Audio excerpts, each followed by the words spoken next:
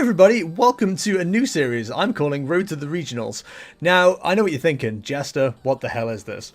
This is the Pokemon trading card game, the competitive side of it all. So, some of you might know, some of you might not know, I've been playing a lot of Pokemon trading card game online. I've been enjoying it on stream, been trying out a couple of decks, including a Leafeon VMAX and a Jolteon VMAX.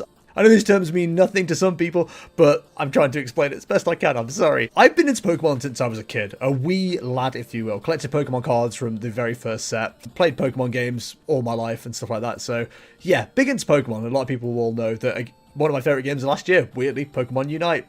Not a good game, but I enjoyed it because it's Pokemon. So yeah, one of the things I've always wanted to do, ever since 2016 actually, when I got back into Pokemon cards as a bit more of an adult, adult being a questionable term, was to get into the competitive side of it, but I never really knew a way of doing it. I was never really that in tune with it, and I didn't really have anybody to talk to about it. Now, I have my sensei, Murdo, who is very helpful in being able to tell me everything, basically. He's been helping me out with a lot of stuff and explained to me how to get into the regionals. So here's Murdo. I'm Murdo, also known as Nicholas in the weird world. I've been going to tournaments for Pokemon since 2016, I think, the end of 2016. Dortmund was my first tournament. Yeah, so I've been to probably a dozen tournaments since then. Big tournaments and countless regional, local tournaments as well. I've been playing a lot, have been collecting quite a lot of championship points as well myself, and I've been on a good way to qualify for the Worlds in 2020. Sadly, there was a little something that happened, so now I'm hoping to rekindle that for this year. And he explained, like, the different versions of Pokemon tournaments as well, or different levels of competitiveness. In basic organized Pokemon play, there is technically 6 levels. So basically we have about, this is going to be very scuffed, about 6 layers. So on the top here, we have like your non-tournament things. We have like leagues. We have like general league play. So that's just your non-competitive, just you meet with people in a store every week and play and practice. Then you have like pre-release tournaments where you get like little kits and you get to play the new sets early. These aren't important, but you know they are part of it. Next up is the League Challenge. So every store that's permitted to do organized play can do these once a month. You are limited to how many of these you can have in your point total, because it would be a bit easy to just fill up on these. There's a cap for these and the League Cups together. There's like one cap together, I believe. I forgot what it was, but it's not that important. So yeah, these League Challenges, they are basically designed to be for just the people in your local store. Usually for us, it's like, sometimes it's only like 4 people showing up for them, sometimes 8. There's like small prizes, like you get like promo cards and maybe a boost or whatever. And you have to pay entry for them usually as well, like $5 or whatever.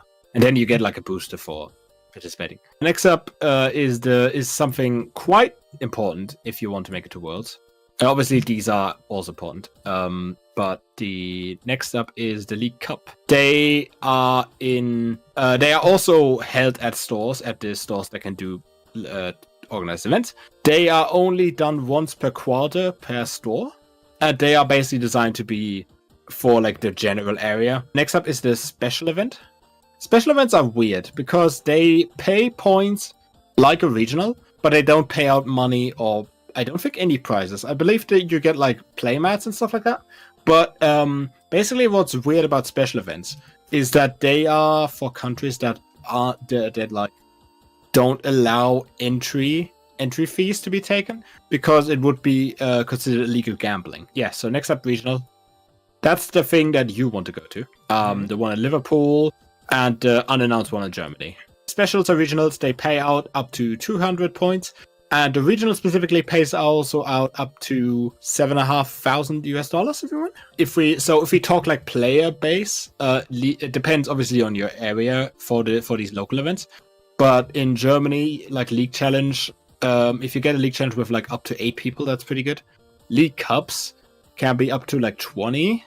In Britain and America, these numbers are much higher, by the way. Special for the TCG portion 100, 200 people. And regionals recently have been 400, 500 people.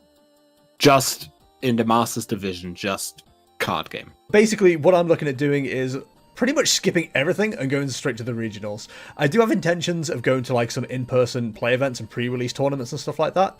That's going to be stuff that starts happening in February, I think. I've got a local place that does things on a Tuesday night, so I'm going to have to sacrifice stream nights and move stuff around, but yeah, it's going to be stuff that prepares me for Pokemon, which is going to be fun. You know, I feel like I am quite bad for like just sticking in my own little bubble and kind of avoiding actual real life human social interaction. So hopefully, if nothing else, it's going to be an avenue for, you know, being a bit more social with people and actually interacting with people rather than just the screen always constantly. So yeah, the current plan is to use my Jolteon VMAX deck, which is a deck that's been quite fun. It's been, you know, very successful against the current best in format deck, which is Mew and Gensect. I think they call it Turbo Mew. So yeah, basically, I think me and Murdo are both playing a similar kind of deck. So this is the current deck that we're playing with. It's a Jolteon VMAX deck. The idea of this deck is to not only attack the active Pokemon, but also the benched Pokemon as well. So the idea is use Galarian Zigzagoons, or G-Ziggies, as you'll hear me refer to them as, and Quick Shooting Inteleons to do some damage to the bench, and then hit them with Max Thunder Rumble. So not only are you doing 100 damage to their active Pokemon, you're also doing 100 damage to anyone that's got damage on their bench as well. So yeah, the idea is to, you know, put some damage down with some Jolteon V first, which has Thunder Spear. This attack does 20 damage to one of your opponent's Pokemon. So again, it's just putting a little bit of damage onto the bench and then taking them out with Jolteon VMAX, which is, it's been a fun deck to play, honestly. Like, I've been really enjoying it. There's our G-Ziggies. And again, I've been working on a deck at the moment, so working on this deck online. So hopefully we'll be in a situation where we have some nicer cards before long. I do enjoy the way that card looks. Don't have too many reverse hollows and stuff like that. I don't want to, like, you know, spend money on blinging out a deck like some people do until, you know, I've got it somewhat finalized. This deck has already changed a little bit as well. You saw an NG search there. I think we have already gotten rid of one of those, or gotten rid of that and replaced it with something else. 3 Marnies, which I believe we've already added another one on at the expense of something else as well.